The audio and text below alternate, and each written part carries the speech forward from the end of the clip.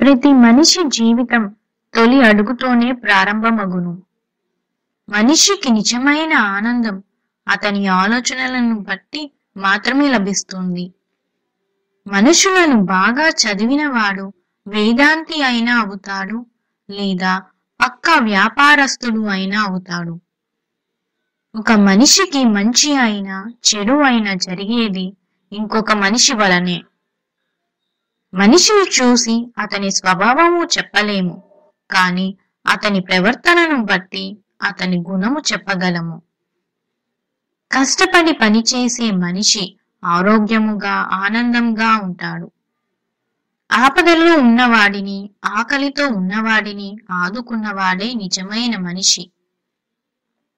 అహింస వల్ల మనుషుల మధ్య ప్రేమానురాగాలు పెరుగుతాయి. కష్టాలే మనిషిని ఆలోచనపరుడిని చేసి విజయానికి బాటలు వేస్తాయి.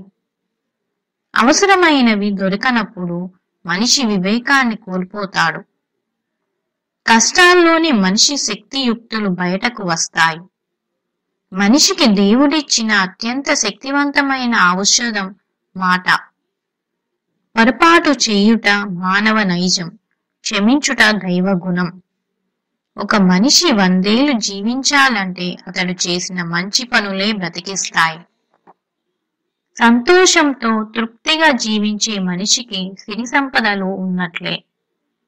అన్యాయాన్ని అరికట్టడానికి దేవుడు గుడిలో నుంచి రాడు, మనుషులలో నుంచే వస్తాడు.